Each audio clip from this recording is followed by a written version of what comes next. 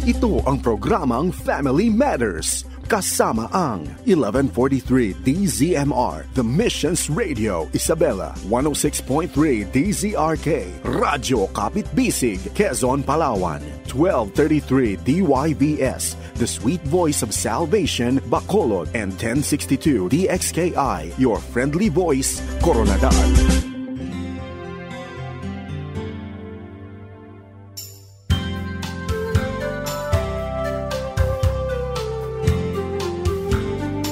Yan, magandang umaga. Good morning mga kaagapay.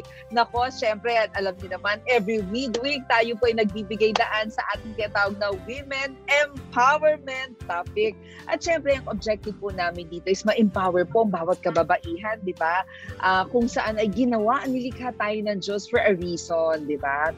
At dito lang po yan sa Family Matters. At syempre, kung kayo ay nakatutok, meron kayong mga kamag-anak, kapamilya, kaibigan, naku, tawagan nyo na kasi sobrang napakaganda ng ating topic ngayon. Very, very applicable po. Hindi lamang to sa mga kababaihan, pero mukhang mga kababaihan ang naaapektuhan nito, kundi pati rin yung ating mga kalalakihan na nanonood sa atin. I'm so blessed. Alam niyo po, natutuwa ako dahil last week, nakakatuwa, may mga nag-comment sa amin na kalalakihan na bagamat ito ay women empowerment. Sabi niya, ay hindi, tututok pa rin talaga ako.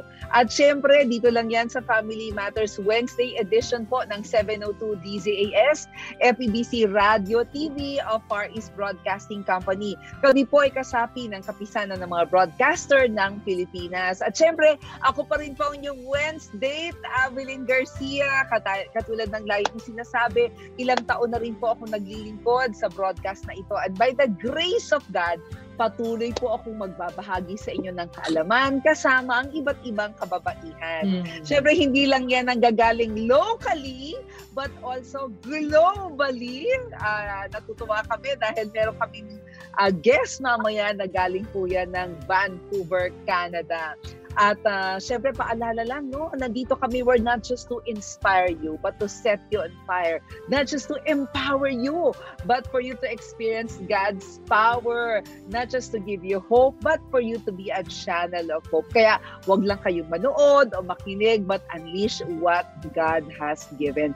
So mga kaagapay, request ko lang, please make every Wednesday, 9:30 hanggang 11 a.m. Manila time, ang inyong appointment po. Mag-aaral po tayo, sama-sama tayong lalago, At syempre, sabay-sabay tayong lumago sa iba't ibang larangan po ng ating buhay. Pwede tayong mag-tune in sa ating febc.ph, sa 702 DZAS FEBC radio page at sa YouTube channel din po. So maging involved katulad ng mga nakaraang episode natin. Magpadala kayo ng mga messages ninyo. Wag lang manood, wag lang makinig. Mag-participate, communicate with us, magtanong, magpadala ng inyong mga realization. Ano bang natutunan niyo sa broadcast na to? I-comment lang po ninyo sa ating Facebook Live at ipadala niyo mga messages po sa ating fan page. Pwede rin po sa Avelyn Garcia Facebook fan page. Huwag kalimutan to like and subscribe po ang aming channel sa 702 DZAS. At syempre, bago ang lahat, bago pa ipakilala yung aming special guest na mula po yan sa Canada, itong papakilala ko ay hindi na guest. Hindi na guest dahil mga pangatlo na to. Hindi na to guest dahil alam ko maraming na-bless sa kanyang buhay, maraming na-bless sa kanyang testimony patungkol po dun sa ating topic kung paano ba i-unlock yung purpose ng Panginoon sa ating buhay. Para tulungan niya ako sa ating discussion ngayon, napakagandang topic na Journey to Living Clean. Please welcome back ang President po and Founder of Pure Essentials Specialist Corporation, ang babae po sa likod ng phenomenal products na Live Clean at First Skincare, my good friend Pinky Yee. Magandang babae sa iyo, Pinky. Magandang babae din sa iyo, Avelyn, at sa lahat ng nanonood at nakikinig sa Family Matters ngayong umaga. Yes, talagang pink na pink ako dahil Pinky ang kasama ko ngayon. Oo, thank you so much sa ating discussion ngayon. At syempre mamaya, papakilala natin yung ating guest, no, na pagkwentuhan sa atin patungkol sa ating journey of living clean. Pero bago yan, tulungan mo naman ako, Pinky, na basahin yung ating verse for the day. That's right. Can you read that in English version? Sige. Yes. Our reading for today is from Ezekiel chapter 36, verses 25 to 26, at ito yung NIV version. I will sprinkle clean water on you, and you will be clean. I will cleanse you from all your impurities and from all your idols. I will give you a new heart and put a new spirit in you. I will remove from you your heart of stone and give you a heart of flesh.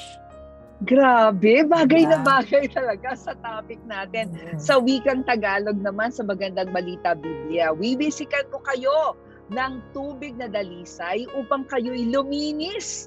Aalisin ko rin ang naging mansa ninyo dahil sa inyong mga Diyos-Diyosan.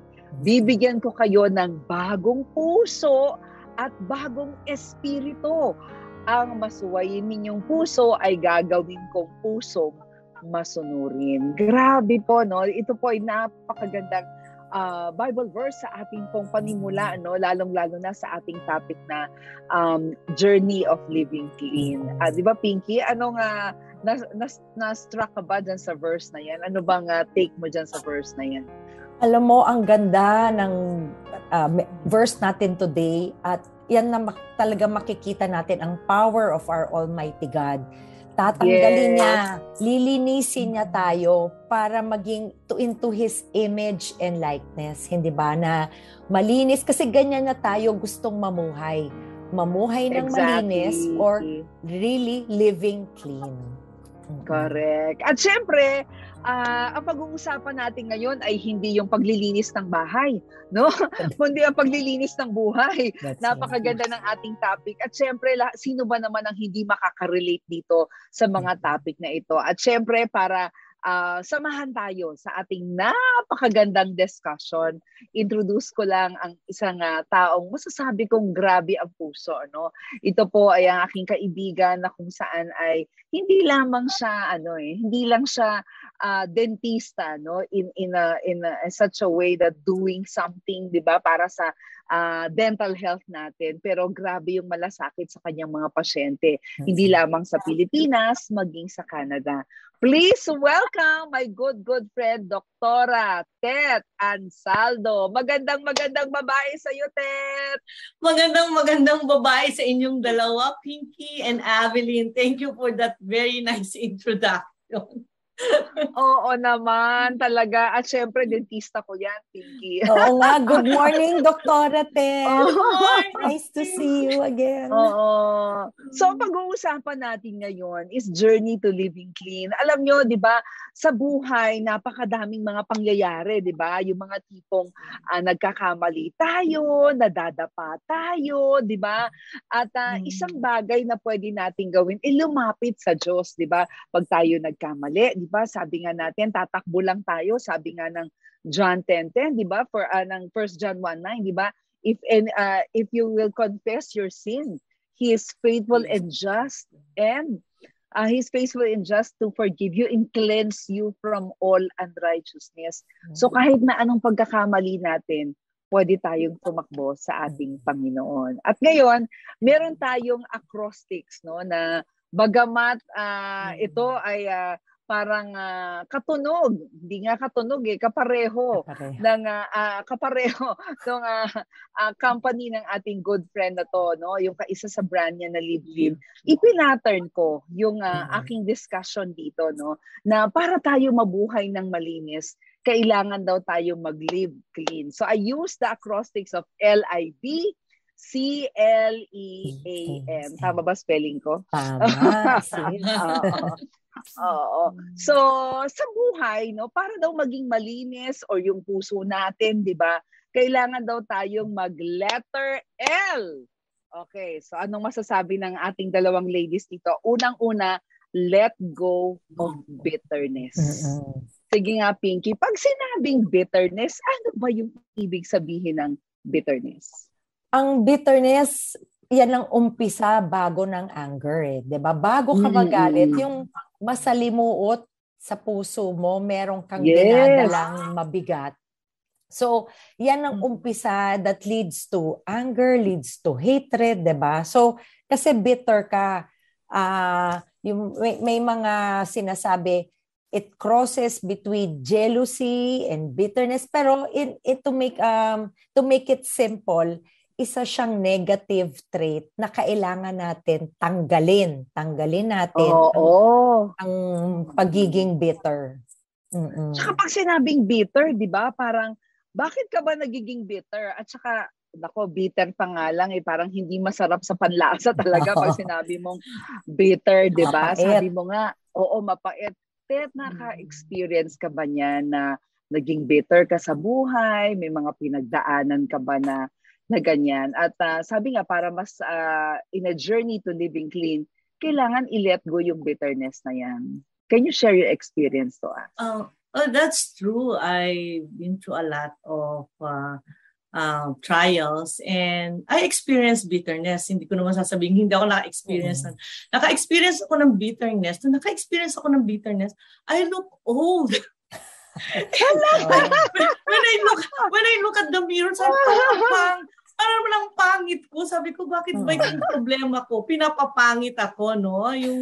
Yung kasi yung aura mo, parang madilim, tapos malungkot ka, and it also leads to self-pity. Parang nawawala yung self-confidence mo and everything. And then, when I prayed about it, sabi ko, Lord, I should let go of my bitterness. And I really thank the Lord because of my Bible study, my DSF group during that time. It really helps me to na mawala dun sa yung pagiging mapait na sitwasyon. Kasi when I'm with my group, nagkakaroon ako ng kagalakan sa puso, hindi lamang dahil sa aking kagrupo, kundi dun sa pagbabasa namin ng Bible at saka yung pag-aaral ng salita ng Panginoon. Napakalaking tulong. Oo, at grabe no, ang ganda ng pasok ni Tet, Pinky. Sabi niya, I look old. Kasi totoo lang kasi yung bitterness not only causes symptoms of trauma, no, like sleeplessness, no. Hindi ka nakakatulog kapag bitter ka, 'di ba? Yung parang lagi ka na lang pagod, no. Yun parang minsan ikaw mismo yung tao na cause ng bitterness mo, minsan nga hindi ka na iniisip pero ikaw bitter ka pa rin. And when you are actually holding that bitterness, you're actually, tama ka hindi ka nakakatulog, kaya may epekto sa ating physical na appearance, diba? Ikaw, Pinky, do you have any experience on that? Do you agree with Dr. Tet? Yes, 100% agree, diba? Kasi sa loobin yun diba na nasa sinasaloob mo yun. So, pag nag-graduate ka, negative din. Kasi negative yung pakiramdam mo. So, tama si Dr. Tet, papangit ka talaga. Ako, I had to pray for God's grace to remove the bitterness in my heart sa mga taong nakasakit sa akin, 'di ba? Nasaktan ako and then parang hindi pa naman ako galit, I was in pain, pero bitter ako para bang bakit mo ginawa sa akin 'yon, 'di ba? And it's how dare you? It's only by God's grace talaga. And to really Him working in my heart. Kaya yan talagang umpisa ng living clean is to let go of bitterness. Correct. At syempre, no, when you are saying na bitter ka, hindi madali natanggalin. Sabi nga ni Pinky, talagang only by the grace of God, di ba?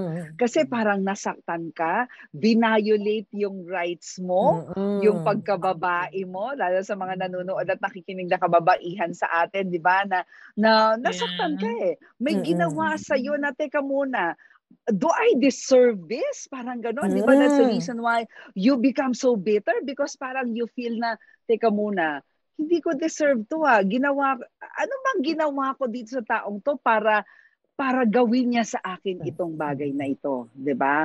So, if I were to ask you, Dr. Tet or even Pinky, you can jump into the conversation. madali bang mag-let go ng bitterness? I mean, sa totoo lang, sa pagiging magpakatotoo tayo, madali ba? Hindi madali. Bakit mo Hindi. nasabi, Pinky? Kasi tao lang tayo, and sometimes, like what Dr. Tet said earlier, we wallow in self-pity, diba? Parang walang nakikicommiserate with us. So yung mga mahal natin sa buhay, hindi naiintindihan yung dinadaanan natin. So parang, ay, ano ba ako, victim? Ba't ganyan, diba? And so, it's really only with God's strength in us, diba? Philippians 4:13, no? So talagang tatatagan mo talaga yung kalooban mo, and to really go beyond the emotional feeling of negativity, no? So kailangan we immerse in God's word. What is truly His message for us? Because He does not want us to be bitter. Diba? Yes. Hindi niya gusto yon sa atin. But dadaanan natin yon because we are of this world. So, imposibleng hindi natin daanan yung mga nega vibes na yon. But it's how we deal with it and rise above the trial and rise above the conflict. Oo. So, ibig sabihin, pagka nag-rely ka lang sa strength mo, mahirap. Ikaw, Dr. Tet, anong masasabi? It is only by the grace of God. Oo. Kasi pagkaya, ang hirap talaga i-let go of bitterness, especially kung nararamdaman mo sa katawan mo. And especially yung bitterness na nag-cause ng bitterness mo is the person that is very, very close to your heart. It's so painful na you would also feel that it radiates to your spinal cord. Talagang ang hirap, ano? Pero ang sabi nga, the antidote for letting it go for bitterness is forgiveness, tender-heartedness, and gentleness. Kailangan talagang instead na mag-focus ka dun sa kasamaan na ginawa sa'yo, kahit na mahirap, i-focus mo rin yung mga moments na yung mga positive yung treatment na ginawa sa iyo. I-let go mo muna yung masama, and then talagang really pray hard, kasi kung hindi mawawasak ka din kung hindi mo i-let go. Makakagawa ka ng mga decisions that you will regret in the end. Talagang may mga decision na ako talagang yung impulsive decision. Buti na lang you are surrounded by people who are spiritually matured, and then said that they will tell you that, as a Christian, you shouldn't do that. And then you will stop for a while. You will stop and then think about it and dwell on the words of God. Pero napakahirap. Merong ibang, talagang contradicting. Merong ibang sabi, no, if I in your place, I will do this. Pero pagka-kontra, no? Pero you really need to discern which is the one that is really coming from the Lord. Mahirap. It's not an easy way of letting it go, but you really need the help of the Holy Spirit. Amen. Amen. Kaya kaagapay kung nanonood ka at kakatune in mo lang, ang discussion namin ngayon is Journey to Living Clean. No? Ang ating acrostics ay Live Clean, LIVCLEAN. No? So, nagsimula tayo sa let go of bitterness. Totoo naman yan, di ba? Na parang tayo ang talo Tayo ang talo talaga, Pinky and Dr. Tet, na kapag hindi natin ni-let go, yung bitterness na yan at binibit-bit mo yan, it's actually a poison. Lason yun na patuloy tayong sisirain. So, nasabi na ni Dr. Tet kanina, no? So, kaya nga, I can do all things, sabi ni Pinky, through Christ who gives me strength. So, number 1 is let go of bitterness. Number 2, step 2, sa Live Clean natin, letter I is intentionally forgive others. Sabi ni Dr. Tet kanina, antidote ng bitterness ay forgiveness. Pinky, what do you mean by intentionally forgive others? Ano yan para sa'yo? Bakit merong intentional? Yan ang secret. Intentionally forgive others. Kasi alam mo, again, kagaya ng sabi mo kanina, Avelyn, magpakatotoo tayo. Kasi, di ba, sasabihin natin, lip service, ika nga, no, sa bukang bibig, o pinapatawad ko na siya. pero hindi mo sinasapuso yung message mo na yon o yung sinasabi mo. Sa isip mo lang na, sige, papatawarin ko na. And sometimes, some other people even say, ay, papasa Diyos ko siya, without taking it to heart or being mindful about it. So that's why you have to be intentional. Talagang ipipray mo na ifo-forgive mo talaga because it's a journey, really, to living clean. It's part of the journey being intentional in forgiveness because the reality is the people who hurt you will also not immediately ask forgiveness. So you have to be the one to start it sa sarili mo, 'di ba? Parang kung hindi siya verbally maghihingi ng tawad, wala na tayong magagawa doon. But being intentional in forgiveness, you allow God to work in the person's heart also, aside from God working in your heart. So kumbaga, when you say intentional, it's not actually forgiving sa nguso. Kumbaga, hindi siya pagpapatawad sa nguso, kundi pagpapatawad mula sa puso. Di ba? Kasi, no? When you say, hindi, okay na, napatawad na kita, hindi, sige, wala na, di ba? But actually, babalik-balik yun, no? Maiinis ka pa rin, babalik yung bitterness mo, kasi hindi intentional. So ako ang take ko dyan, I don't know with Dr. Ted, pero ako ang take ko dyan is what I call decisiveness. Yung decision mo. When you say intentional, I will decide to forgive. Yes, nasaktan ako. Yes, binayolate yung right ko. Yes, kumbaga, tinraidor ako. Ito pinagkatiwalaan ko. Sabi nga ni Ted, masakit, lalo na yung gumawa sa'yo, yung mahal mo. Yung gumawa sa'yo, yung someone that you dear so much. Mahirap yon. So, intentionally, if you want to live clean, malinis ang puso mo, decide to forgive. Anong take mo dyan, Dr. Ate? Sa akin, it is your choice. It is a choice to forgive. That's your choice. Forgiving someone, just like Pinky have said that hindi lang sa nguso, hindi kailangan talaga isa puso. Yung bang kahit may ginawang hindi tama sa iyo, you will not retaliate. You will not, wag mo siyang susuklian ng ganteri. Diba? Sabi ganun nga ng Panginoon it is mine to avenge. Revenge. And sa akin naman, kahit na minsan pinatawad mo na pero wala pa rin communication, but deep in my heart, yung bang pag-aalala mo, especially pag pinasasabi ko dun pagka sinasabi ko sa anak ko na nag-aalala pa rin ako sa kanya, ganun, why do you need to be concerned of him? Pero nandun pa rin yun kasi kasama yun ng pagpapatawad kahit hindi na kayo connected or nandun pa rin yung pag-aalala. And then, concern, no? Tsaka talagang clothe yourself with compassion. Kasi sa akin, mas mabuting ako yung nagawa ng mali kaysa ako yung nagumawa ng mali. And then, instead na magalit ako sa kanya, naaawa ako sa kanya. Kasi mas mahirap yung kalagayan niya dahil mas siya yung hindi makakatulog kaysa sa akin. Mas siya yung maghihirap kaysa sa akin. Alam ko, in the end, destruction will be on his side. That's why you don't want to... Sa akin kasi, I don't want it to happen to him. Kung pinagdadasal ko pa rin na one day, he will wake up and then ask forgiveness from the Lord. Kahit nga hindi na muna siya makapag-communicate sa akin. Basta ask for forgiveness. And then I always pray for him that God will forgive. I know God will always forgive him. I always pray that he will ask forgiveness. Yes. Ibang klase, Pinky, Maganda yun. Ibang klaseng journey ito. Tsaka, di ba, parang when Jesus was on the cross, one of the things he said was, wala na sigurong titindi pa doon sa sakit na naramdaman niya ng lahat ng tao, di ba, kinrucify siya.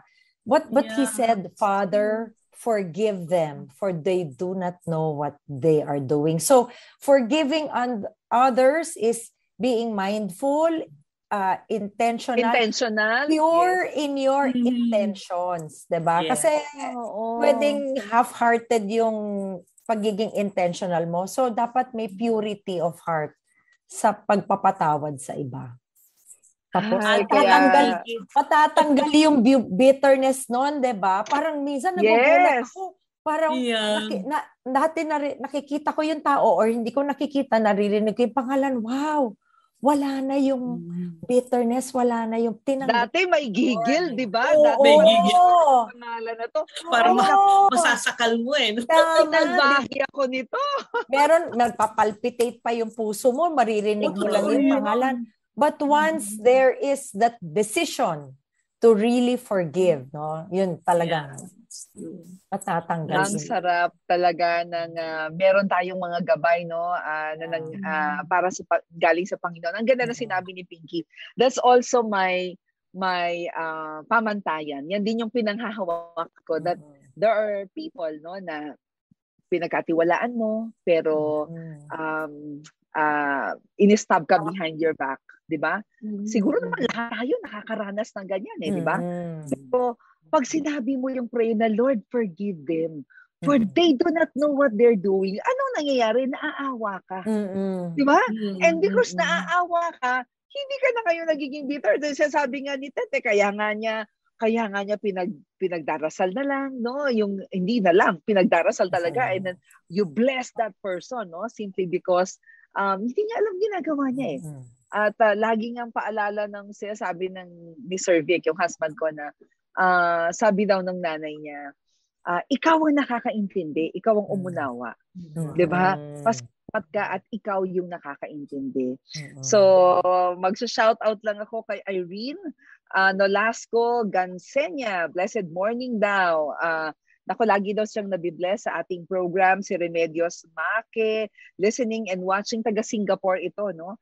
Si Melinda Manalu, salamat daw. At sa ating mga pinag-uusapan, si Marie Grace, blessed morning. Siyempre si Ate Marie de Jesus, naku, hindi yan ma-absent, laging nandito. At si Luz de la Cruz, magandang Miyerkules daw.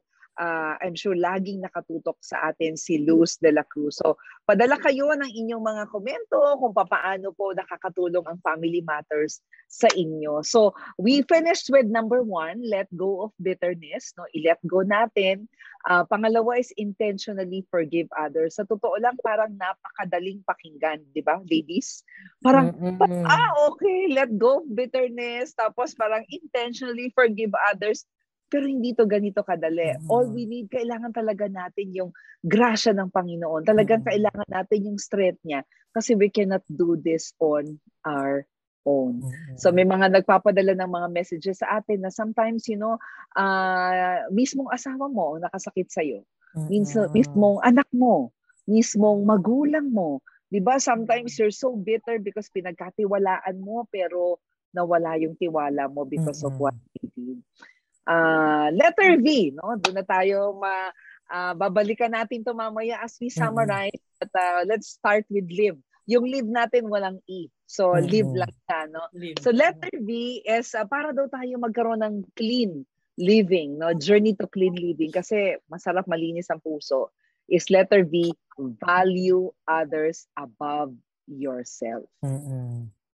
Ano yan para sa'yo, no? When you natapos mo na yung let go of bitterness, intentionally forgive others, mahirap na nga yun Bakit iba-value ko pa yung iba above myself, Pinky? It's about humility. And kasi sa akin, we are surrounded by daily situations and daily trials, no? So, pag dumating na tayo sa point na naging bitter tayo, tapos nakapag-let go tayo, nakapag-forgive tayo, we need to be humble and say, it's not about us. It's not about me. It's about God. No? So, di ba, nung maliit nga tayo, sinasabi, what will Jesus do? No? So, di ba? So, sometimes, we have to be thinking of the welfare of others muna.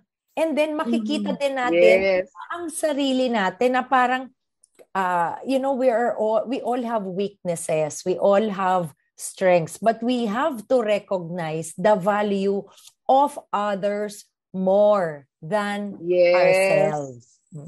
Oo, naku, napakagandang feedback yan, pero alam ko si Tet maraming sasabihin patungkol dyan. But before natin pagsalitain si Tet, babasahin ko lang ang isang Bible verse na napakaganda, no? Napakaganda. At syempre after that pagbi-break tayo, no? Sabi ng Philippians chapter 2 verse 3, don't do anything from selfish ambition or from a cheap desire to boast, but be humble toward one another, always considering others better than yourself. Ibang klase si Lord na nagsabi nito no? Do nothing out of selfish ambition or vain or conceit, but in humility, consider others better than yourself. Lord, ganon, kahit yung nakasakit sa akin, better ba yun? O Lord, di ba? Parang better ba yun? So, mamaya, pag-uusapan natin at bibigyan natin ng pagkakataon si Dr. Tet na mag-share naman ng kanyang opinion patungkol dito sa value others above yourself if you want to live clean. Magbabalik tayo.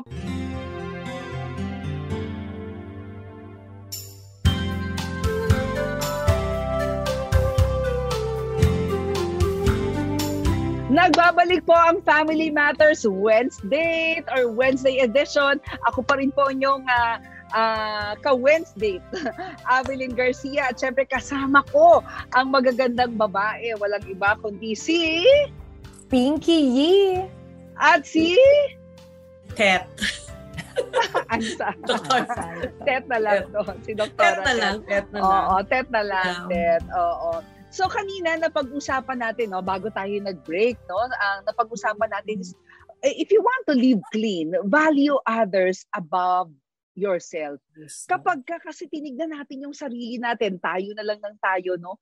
Parang hindi na natin nakikita yung ibang tao.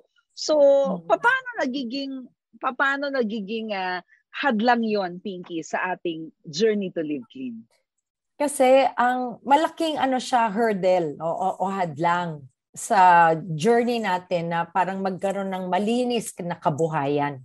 Or puso. Kasi sometimes yung pride natin will get in the way kasi ayaw mo silang makita na mas mataas kaysa sa'yo. Yung tingin mo sa sarili mo, ikaw pa rin. Diba? So may negative, hindi natin nakikita, pero pride yon, diba? If we do not humble ourselves. So lahat tayo dinadaanan natin ito, myself included. So kailangan talaga maging aware sa mga negative vibes, I would say, or attitudes, no, na nakakahadlang sa ating pagkakaroon ng malinis na puso. Oo, and syempre sa journey of living clean, bago natin pa salitain si Dr. Tet, no, sabi dito sa New Living Translation, ang ganda ng translation na to. Sabi niya, don't be selfish. Don't try to impress others. Be humble. Thinking of others as better than yourselves.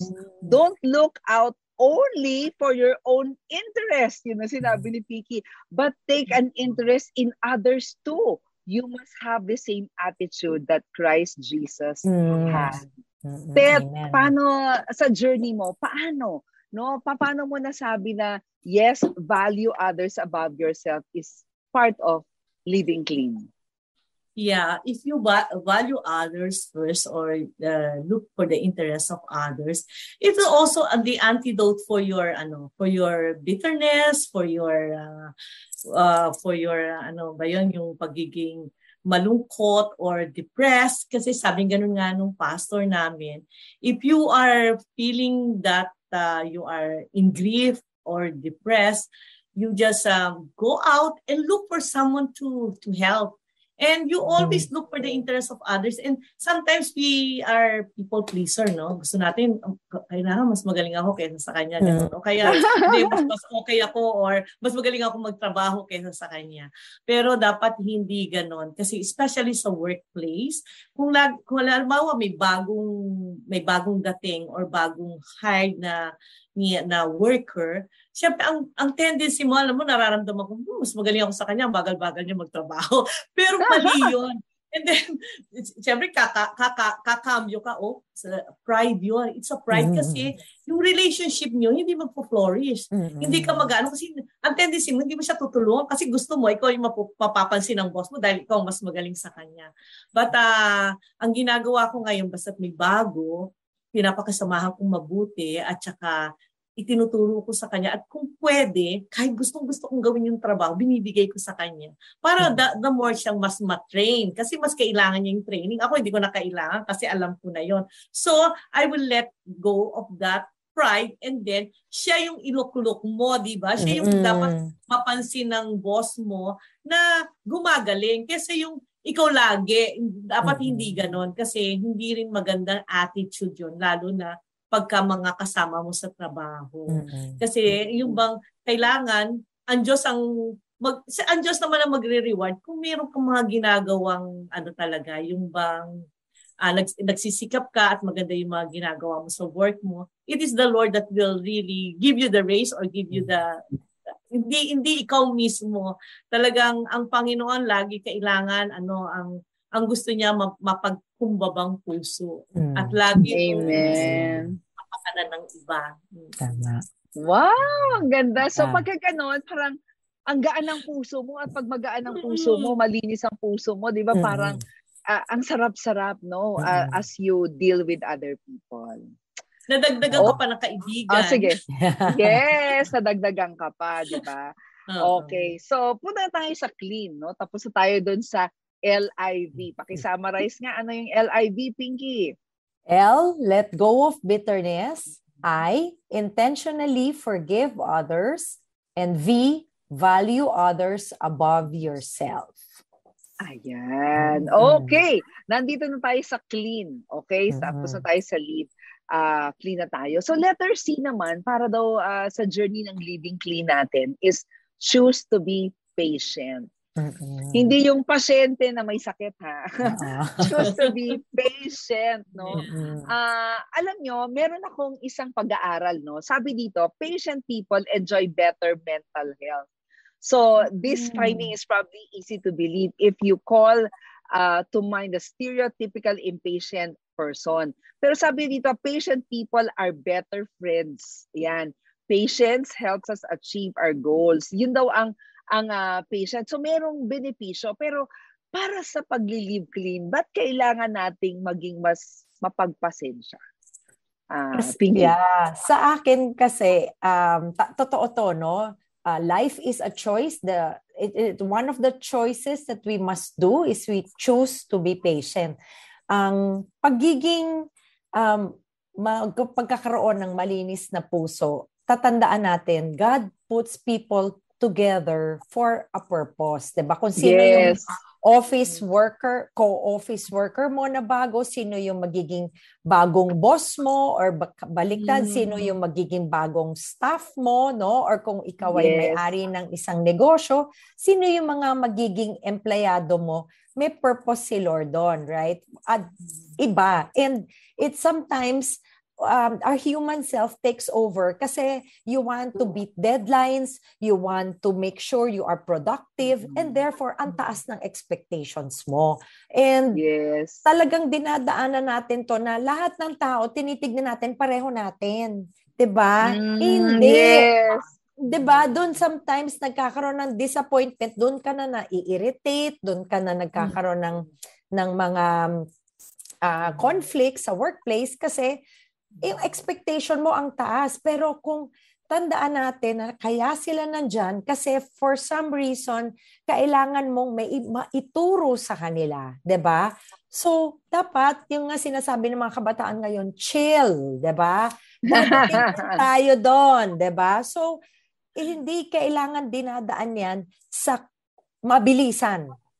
Kagaya ng pagluluto, pwedeng maging when you put it in pressure cooker, minsan yung meat matigas pa. Pero kung dahan-dahan mong pinakuluan and you spend time explaining, 'di ba? Mas maiintindihan nung kinakausap mo yung objective mo sa work or yung gusto mong maging results. And you will inspire them. Ay, ang galing naman ni boss, ang patient niya sa akin, 'di ba? Na hindi ko naintindihan. So, magkakaroon ng positive attitude yung kausap mo pag patient ka rather than yung hurried ka. Oo. Saka kasi 'di ba kaya hindi ka nagiging clean ang puso mo pagka impatient ka, kasi nagagalit ka eh. Di ba? So, nagkakaroon ka na ng anger, ang tagal-tagal naman, di ba? And even sa life natin. Tingnan lang natin kung anong reaction ni Seth Ho, ni Richard sa Loki, lagi nanonood yan. Si Maurice Calliope, si Tess Juan at si Joy D. Lagi nakatutok yan sa atin sa Wednesday edition ng Family Matters. Ikaw, Ted, choose to be patient. Mahirap ba yan?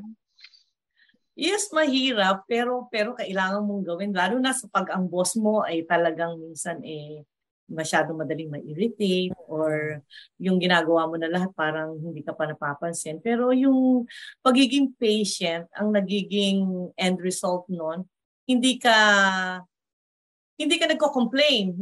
Nagiging less complaining ka.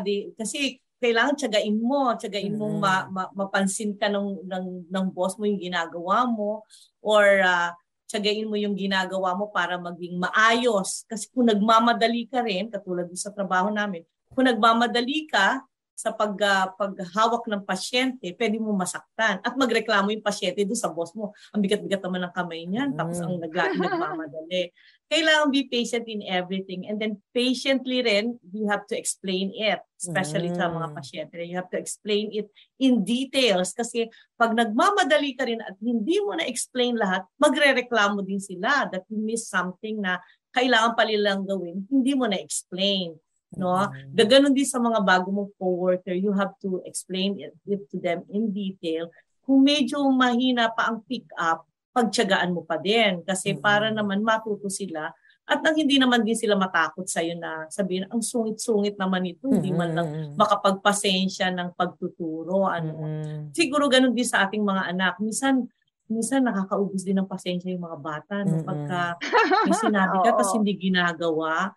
Pero ngayon natututunan ko rin na just keep my mouth shut and then patiently wait for them and patiently giving them the unconditional love that they need.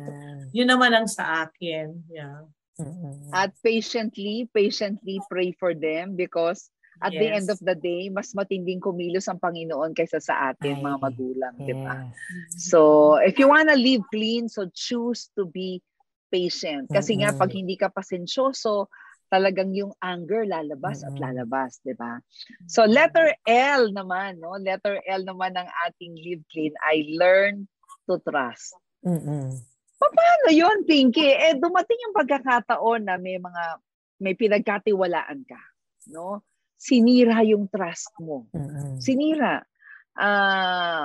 Posible pa ba na manumbalik ang tiwala doon sa taong yon? What can you say about that? So, yung uulit-ulitin natin tong cycle na to 'di ba? So, kung may learn to let go of bitterness. Kung meron man nakasira ng trust natin, babalikan mo yung cycle na yon, no? Yung aside lang from praying for that person, you also pray for yourself and give you the grace and wisdom to discern bakit siya nagkamali, 'di ba? And if it's sa tingin ko kasi when mistakes happen, it could be two things, sinasadya nila or hindi nila sinasadya. And more often than not, because nga in their desire to please their boss, most often than not, hindi nila sinasadya, tinatago na lang nila yung mali, 'di ba? Na rather than surface it para ma-correct mo, no? So this is now wherein it's a give and take when this happens. Kasi kailangan tayo maging patient, turuan sila, ipakita sa kanila saan sila nagkamali, no? And then in that way, natututo din tayo because we're also teaching ourselves how to talk to people when people make mistakes. Kasi kadalasan na nangyayari, galit agad, 'di ba? We flare up. Oo.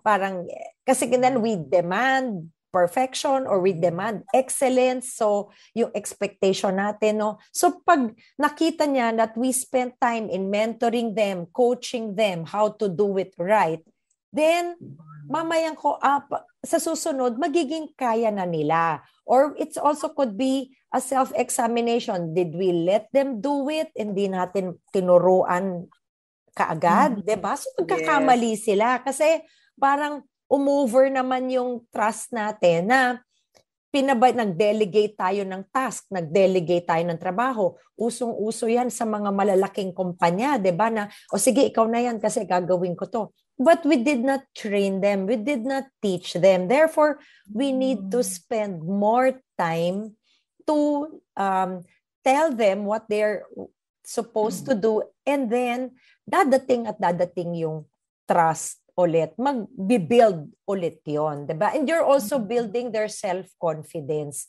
when you teach them patiently and correctly. Alam mo, isang lagi kong iniisip before we ask Ted to share. Tayong lahat ay nagkakamali. And kung ano yung kung anong gusto mong gawin sa iyo ng iba, 'di ba? Gawin mo rin sa iba. You get what I mean? Na tayo rin dumadating yung punto na nagkakamali rin tayo, and we also want other people to regain back their trust to us. Tama? 'Di ba? So, ganoon din sana yung i-extend natin to other people. So if you want to have the journey of clean living, siguro isang elemento na aspeto na dapat matuto tayong magtiwala sa Lord, di ba? Tignan mo rin, si Lord. Ilang beses naman na yung nangako sa Lord, di ba? May mga bagay na, Lord, ito, gagawin ko na, pero minsan hindi natin nagagawa. But at the end of the day, the Lord will just continue to, sige anak, kaya mo yan, to trust, di ba? Sabi nga ng isang pag-aaral if you want to trust again, you have to release your anger. No, hindi mo dapat walang galit nandoon, otherwise hindi mo siya pagkakatiwalaan muli, 'di ba? You must commit to rebuild the trust. You must be decisive on that action, and you have to work in rebuilding the relationship back again, 'di ba? Kasi hindi nga magiging malinis ang puso natin kung wala tayong tiwala sa isa't isa. Ikaw, Ted, do you believe that part of journey to live clean is learn to trust? Yes, of course. But especially kung halimbawa on our part, tayo nagkamali. Sabi nga ganun, forgiveness, you can easily forgive. Forgiveness is freely given, but the trust, you have to earn it. Right? You have to earn the trust to build up the relationship again. Lalo na kung may mga nagkakamali ng paulit-ulit, kailangan makita din natin on their part that they are trying to regain your trust. Or we are trying to regain the trust of the other person, but by doing our own part, right? And madali naman magpatawad, pero yung forgiveness should be earned. Pero kailangan makita sa atin at makita doon sa kabila na ganun din yung ginagawa nila. Building relationship para maging open ulit yung communication, maging open ulit yung relationship. And at the end of the day, grasya ng Lord to Amen. For us to trust again. Grace ni God kasi especially for those people who betray us, di ba? Parang it's so hard to trust again. But if it's the Lord who will work in our hearts, di ba? Lord, mahirap, pero I know that you can do it. You can help us do it. Amen. Yeah, ganda. So, letter E. Mamaya may mga katanungan tayo, mga sasagutin, But letter E is embrace kindness. So, kung gusto mo daw ng clean living, embrace kindness. Anong ibig sabihin sa iyo niyan, Pinky? It's also, I like the words, choose, learn, embrace. And the values that we need to do are the positive traits, patience, trust, and this time we need to embrace kindness because life is not about us. It's about us giving to others and glorifying God in what we do. And when we think of others be above ourselves, then it parang nagiging natural yung pagiging pag kasi inisip mo yung ibang tao, parang nagiging automatic ka na kind ka na 'di ba? Parang it goes without saying that that's the natural progression of your journey to having a clean heart, no? So pag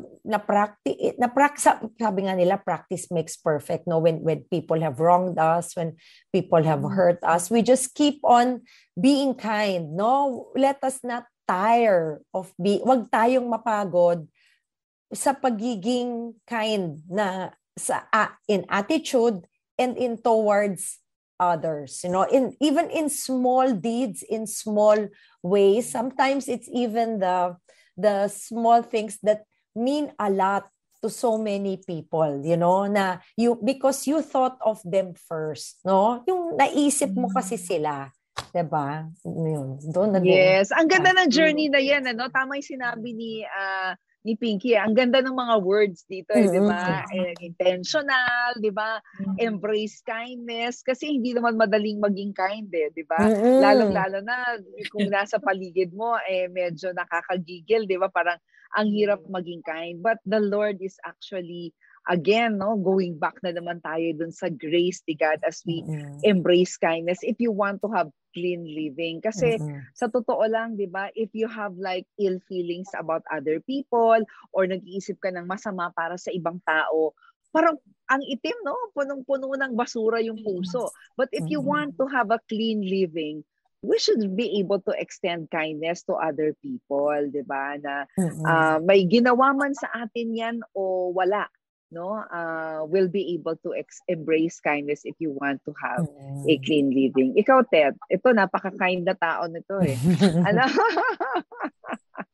How do you embrace kindness? Yeah, you embrace kindness in spite of, yung regardless kung sino man siya, no? Regardless of who he is or who she is.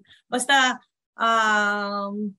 kasi ako, madali rin akong maano yung puso ko no, when it comes to other people.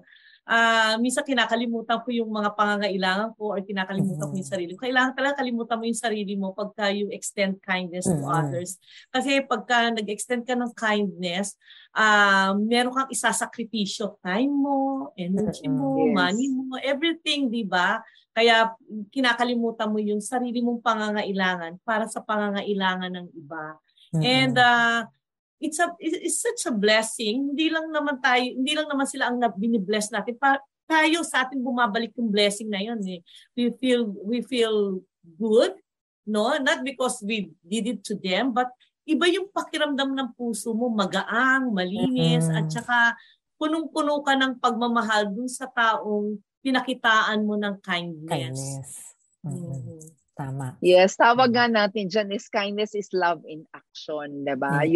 Kumbaga ito yung practical expression ng ating pag-ibig sa ibang tao. At tama yung sinabi ni Tete, kapag ka ikaw ay nag-extend ng kindness sa ibang tao, ang gaan ng pakiramdam. No? Kaya lang naman nagiging madumi or hindi malinis yung ating puso is kasi ang dami-daming nakapatong sa loob, di ba? That's the reason why, kaya sinabi ni Lord, no, it is better to give than to receive because giving is also a form of kindness to others. Naman. May gusto ka idagdag dyan, Pinky?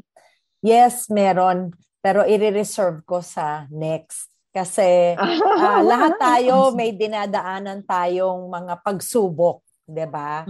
So, kasi hindi lang naman sa personal yung mga nararamdaman natin o when people have hurt us or wronged us, 'di ba? It's really when expectations are not met. Dahil dinasal mo naman, hindi nangyari, 'di ba? So, as what they say here, anyari, 'di ba? I-reserve ko sa next. Sige.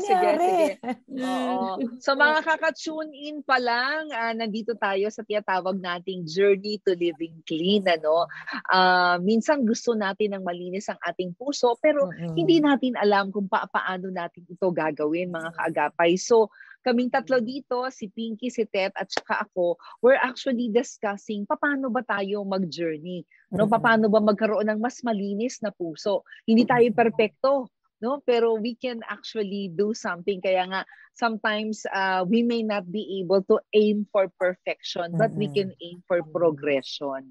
'Di ba? So, hindi man tayo perfecto, pero may progress. And maganda yung sinabi ni Pinky kanina that when you practice, it will make it perfect. But actually, meron akong gustong idagdag dyan, Pinky. When you practice, it will actually not just make perfect, but it will become permanent. No? Yeah, Practice makes permanent. It will become a permanent part of you, 'di ba? And alam ko hindi tayo perfecto, pero the more that we practice this on how to live clean, the more that you can see na ay pwede pala, no? And then you can just go back again to the cycle. So we discussed the acrostics of live clean. So LIVCLEAN. So letter L is let go of bitterness. Kung gusto mo ng mas malinis ang puso, i-let go natin ng bitterness. Letter I, sa mga ka-tune in pa lang, intentionally forgive others. Anong ibig sabihin nun, Pinky? Intentional? You have to decide that you make that decision to forgive. Yes, to forgive. Letter V, value others above yourself. No, ito dito magaling si Dr. Tete. Minsan hindi niya naisip yung sarili niya. Bina-value others above yourself. And ganoon din ang Panginoon, di ba? Kung inisip niya lang ang sarili niya, sasabihin niya, teka muna, bakit ba ako ipapako? Pwede ko namang lahat ito, di ba? Parang isang wand lang, di ba? Oo, but he actually value us. Namatay siya sa lahat para sa atin, no? Letter C ng Live Clean ay choose to be patient. Hindi man tayo mapagpasensya, pero piliin nating maging mapagpasensya. Letter L, learn to trust. Matuto tayong magtiwala, no? At magtiwala muli. Letter E, embrace kindness. Yes, the world may be unkind, counterintuitive yung kultura, but vengeance ang nakikita, eye for an eye, tooth for a tooth, but let's embrace kindness. Letter A, if you want to live clean, always be hopeful. That's right. Bakit importante ang pag-asa? Anyone? Go ahead. Sa akin kasi, yung hopeful or hope is something that God gave to us, no? Binigay niya yan sa atin. It's a gift that we should hold on to. It's a promise, no? One of his things that he said, and no matter how difficult a situation, it not necessarily sa personal mo, sa relationships mo. Sometimes yung iba kinakareer yung nangyayari sa bansa natin, no? And this is when really living clean takes place. It starts with yourself. So if you practice everything, kasi magdadasal tayo, Lord, ginawa ko naman to sana ito. Pero hindi 'di ba? The Lord has his way of answering your prayer, 'di ba? Yes. It may be a yes or a no, pero we have to discern why, no? But we cannot dwell on self-pity. We cannot dwell on bitterness. When we go through those steps, let go of bitterness. Then we forgive others, including ourselves, because maybe we are also hard on ourselves, no? Then we value others. Tapos, ito nang choosing to be patient, learning to trust, which is so difficult, after sa mga pinagdadaanan natin ng ilang dekada, to trust other people outside of your own circle, diba? Sige na, okay na, tinatrust mo yung coworkers mo, yung family mo, pero lumabas tayo to the next level of institution, no? Do we trust? And then, kindness. Let's not really judge people kasi we have to embrace what the situation is, diba? We have to accept the situation and then be hopeful all the time. There's a purpose why God allowed things to happen, but that hope should remain burning in our hearts. Kaya, tsaka importante yung sa social media, kwento ko lang, Avelyn, kasi di tayo, when we say living clean, let's not rant social media. Let's not, say, we will say embrace kindness, tapos ang nega natin, yung ganito, ganyan, yung traffic, ganito, we grumble, we complain, diba? So, let's pray for the people who, let's not use social media as our diary, I guess. Pwede naman natin i-journal yun. Buti na lang kung diary maganda. Pero yung diary pangit na makakabigat sa puso ng iba at puso mo. Diba? How will you be able to live clean? Yes, diba? Let us not pass it, because if we really truly embrace kindness, let's put it in like that journal then and be the agent of hope.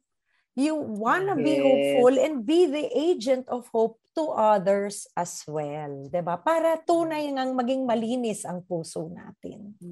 Tet, napaka-importante ng hope, no? Nabanggit nga yan ni Pinky. Maging sa kapag tayo ay may karamdaman.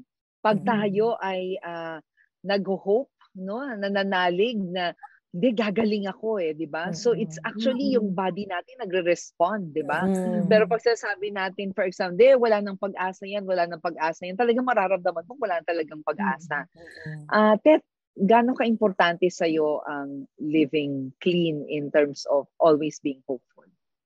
Yes, yung hope at yung pag-asa ay talagang importante. Alam mo, maraming mga tao ngayon, wala nang pag-asa yan, hindi na yan magbabago, wala na. Alam mo, yan yung binigay sa ating promise ni God that we are always looking forward. Kasi pag may hope, you always look forward. Meron kang hinihintay, no? Meron kang hinihintay na pag-asa, may hinihintay kang liwanag. Kaya kasi kung walang hope, parang dilim-dilim naman ang mundo, no? Hindi mo maibibigay yung kindness na kailangan. You cannot trust. You are always suspectful, yung suspicious pala. No? Tapos lagi tayong critical, no? Kritiko tayo sa isang tao na, dapat yan magbago na. Yung lagi nating nakikita yung mali ng iba, hindi natin nakita yung sarili natin. Kasi ang inaano natin, wala na sigurong pag-asa yan, talagang talamak na yung kasamaan niya, something like that. Pero hindi yun ang inano ng Panginoon na kahit yung may mga pinagdaan ng madidilim na kahapon, pero natatransform sila. And before I became a Christian, dito ako talaga namangha na talagang may pag-asa dahil nung nanonood ako ng mga testimonies ng iba't ibang tao na talagang may mga nagawang sobrang, sabihin na natin, heinous or talamak na kasalanan, pero nabago sila ng Panginoon. And then, sabi ko talaga may pag-asa, no? Kaya, huwag tayong mawawala ng pag-asa. Kung tayo may ipinapanalangin sa Panginoon, hindi man dumadating, alam nating dadating ito, at kung sa tamang panahon, at saka sa tamang paraan ng Panginoon, hindi sa ating sariling paraan, hindi sa according to our will, but according to the will of God. Kung hindi naman natin natupad sa pamamagitan ng pamamaraan natin, may mabuting pamamaraan ng Diyos, and then we will realize, mabuti na lang, hindi natuloy yun, at ito yung natuloy, ito yung binigay ng Diyos. Meron palang magandang plano ang Panginoon, because God knows the bigger picture. He knows the future. We don't know the future, but only God knows the future. Amen. Sabi nga ng Psalm 42 verse 11, sabi niya, "Why are you so downcast, O my soul?" Kinakausap niya yung sarili niya. Put your hope in God. Diba? Na parang minsan downcast na tayo, pero meron talagang, bakit hindi mo ilagay yung iyong hope sa Panginoon? And napakaganda nung sinabi ni Ted kanina, na minsan parang iniisip mo, wala nang pag-asa tong taong ito, and hindi naman siguro ito sikreto, no, na si Brother Peter Kairos ay isang example talaga, no, isang example na parang iisipin mo, parang wala nang pag-asa. Kasi during that time, talaga makita mo, laman ng club. Yung asawa talagang si Sister Christine talagang lumuluhod na lang talaga sa Panginoon na, Lord, I know I have this hope in my heart and faith that you will change him. Diba? So from different clubs, now he is hosting the 700 Club. Diba? So who would ever thought? Yeah. Who would ever thought na mangyayari to, na talagang if you want to live clean, always be hopeful that the Lord will do something. Yes, because, you know, in everything, the impossible can only be transformed because with God, it's always possible. You know, walang imposible sa Kanya. Amen. At syempre, lastly, ito, nireserve ko yung best talaga sa last eh. Maraming tao na hindi po talaga nabubuhay ng live clean or doesn't have that journey of living clean. It's because of listahan, Pinky. Yung kumukurit. Ganito ha. O sige, ginawa mo yan. Number 1. Number 2, number 3, di ba? Talagang minsan hindi lang talaga listahan. Aba, Pinky, pages pa. Di ba? Talagang ang dami. O, nakadalawa ka na, nakatatlo ka na. Ang dami na. And if you want to live clean, letter N is never keep a record of wrongs. Pinky, gusto kong sabihan mo kung anong thoughts mo dyan kasi alam ko nga, ibubuhos mo dyan. Alam mo, may kasabihan, di ba, dati, ang mga tao dito sa Pilipinas, I will forgive, but I will not forget. Di ba? Nagpatawad pa tayo kung di natin makakalimutan, di ba? But I guess it's like the forgetting means you remember the experience. It's not so much you remember the wrongdoing, diba? But so that we're better when it happens again to us and we can deal with the situation better. So hindi tayo dapat yung kumukurit, diba? Yung parang yung ginawa mo 20 years ago. Parang ganyan. Wow, tanda pa, diba? Kung ano yung ginawa dati sa, relationships or let's say pag-performance evaluation sa boss mo, diba? Parang imbis na you feel good about, your performance, ibabalik pa yung, wag mo nang ulit gawin yung dati mo, diba? Parang minsan, it's good to be reminded, but wag na sanang ma-rub in, no? So, rubbing it in is you record it either in your mind or somewhere in your books that the forgiveness is not complete. The forgiveness is not whole because you keep always that record of wrongdoing. Dahil nga, hindi matatanggal yung bitterness. Hindi matatanggal yung lip service lang, yung sinabi mong pinatawad mo siya or nakapag you embraced kindness or you can't embrace kindness if you keep records of correct. Oo, kasi pag nakikita mo siya, o 'di ba? Naalala mo yung ginawa niyang mali, 'di ba?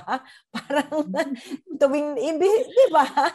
It's not purity of heart and intention, 'di ba? So sa akin talagang yan ang huli in the process. But it doesn't mean it's technically the last because it's a cycle, You have to do it all over again. Once you catch yourself,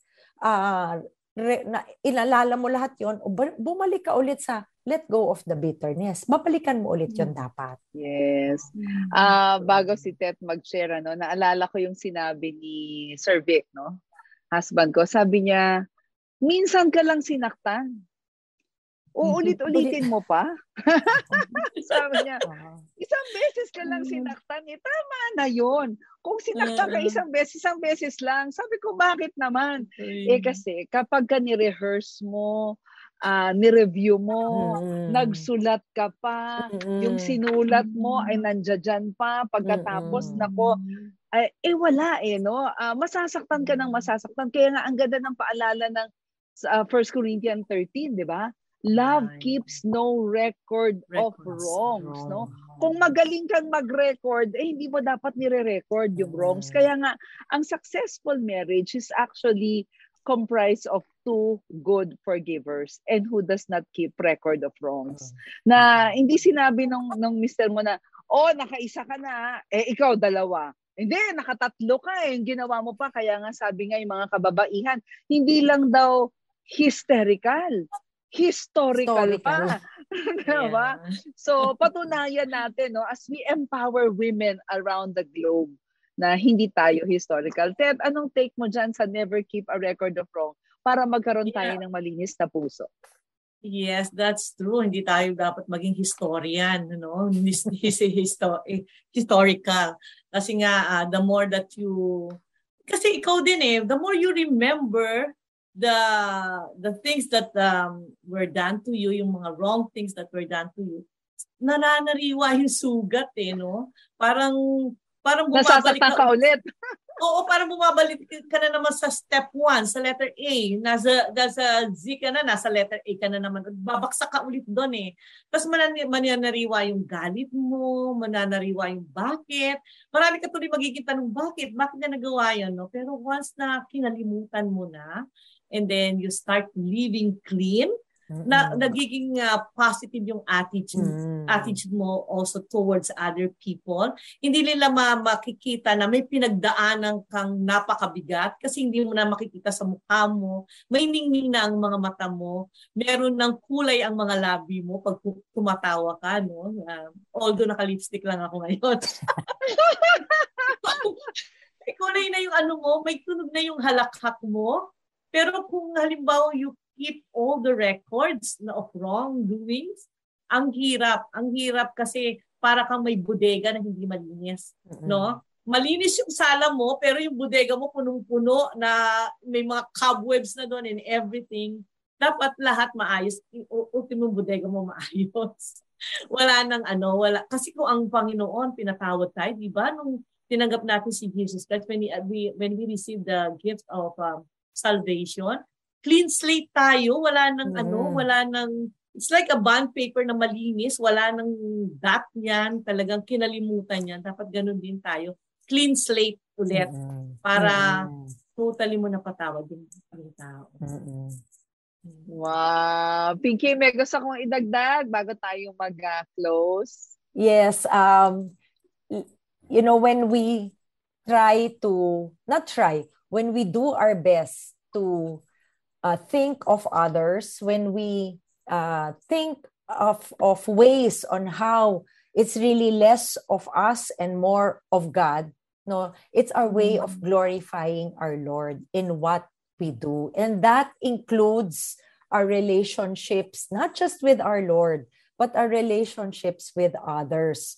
Sa mga paligid natin, sa pamilya natin, sa mga katrabaho natin, and kung sino man ang mga taong linalagay ni Lord sa landas natin. And if we want to live clean, our goal is also to help others live clean, 'di ba? Yung example na nakikita sa atin, yung they emulate it, the people will be inspired. There is so much darkness in this world and we should be the light for our Lord. No? So that radiance should come out sa atin, that aura, no, or that glow of love for our Lord will really shine sa mga buhay natin. Oo. At alam mo, Pinky, nakakatuwa dahil itong kaibigan nating si Ted is epitome of that. Kaya tingnan mo, walang sa bakas niya ang edad niya. Kaya. Lola na? Oo, wala. Lola na yan. Pero wala talagang bakas sa mukha dahil in-apply ang lip-tin. Maraming salamat, Ted. Thank you so much for joining our show today. Thank you so much. It was such a blessing. Maraming salamat. Yes, thank you, Pinky. At syempre, sana kaagapay, wag nating kakalimutan to live clean, ha? Let go of bitterness. Intentionally forgive others. Value others above yourself. Ano yung clean, Pinky? Patulungan mo ako dito. Letter C is... Choose to be patient. To be patient. L, learn to trust. E, embrace kindness. And Dr. Ted, you want to do letter A? A, always be hopeful. And letter N? Never keep a record of wrongs. Maraming salamat. Mag-pray tayo. Pray muna tayo. Panginoon, maraming salamat, Panginoon, sa araw na ito. Thank you so much, Lord, for the journey, Lord, of living clean. Above all else, Panginoon, maraming salamat dahil Ikaw, Panginoon, ang nag-blot out ng aming lahat ng kasalanan, transgressions. Lumalapit kami sa iyo ngayong araw na to. Ikaw kaagapay, kung wala pa si Jesus sa iyong puso, ba't hindi ka sumabay sa maikling panalangin? Panginoong Jesus, patawad po sa lahat ng aming pagkakasala. Yes. Salamat po at ikaw ay namatay sa krus ng Kalbaryo. You never kept record of wrongs, Lord God, para sa amin. Panginoon, tinatanggap kita bilang Panginoon at sariling tagapagligtas. Ikaw na ang manahan sa aking buhay. And Lord, enable me, Lord, to live clean. Lahat na ito'y dalangin namin sa pangalan ni Jesus. Amen, amen, at amen. At syempre, thank you so much, sisters. Sa susunod, makakasama ko pa kayo muli. At syempre, kaagapay, maraming salamat sa pagsama sa amin ni Pinky at ni Ted ngayong Wednesday. At sa lahat ng bumubuo ng broadcast na ito, maraming salamat ha. We're deeply grateful for the support of Arwel Mendoza. Kasama namin si Yati Magdayaw, si Brian, thank you rin, si Absi D, si Kayla, si Kael, si Nathaniel, si Reggie, Benjo, JV, Eileen, Chris, Wen, si Abby, si Jog, si Maiko, si Chris Molina, si Rafi, si sino pa ba? Engineer Nals. At mula po yan sa Bukawi Transmitter. Alam nyo, Ted and Pinky, ang broadcast natin, hindi lang tayo dito, no? Sa likod dito, napakadaming tao na nagtatrabaho, nagbibigay ng serbisyo para maihati dito sa ating mga kababayan. At syempre, kaagapay, without all the services of our loving team, this broadcast will not be possible. So let's thank the Lord for their lives. At syempre, kung nakatulong po ang ating episode ngayong Wednesday, ipaalam po ninyo sa amin kung paano nyo na-apply ito. Please send po yung messages ninyo. I-follow nyo po ako sa Avelyn Garcia Facebook fan page. At if you also would like to check the rebroadcast, i-repost po namin ito. At for those of you asking for more motivational programs, puntahan nyo lang po ang Vic and Avelyn Garcia YouTube channel. At syempre, kasama ko si Pinky at si Kat Ansaldo. Kat Ansaldo. Ako naman po ang inyong Wednesday, Avelyn Garcia para sa Family Matters Women Empowerment Wednesday edition. Ito po ang Family Matters, kaagapay mo sa pagtataguyod ng pamilyang Pilipino. God bless you. God bless. Nais po naming makarinig mula sa inyo.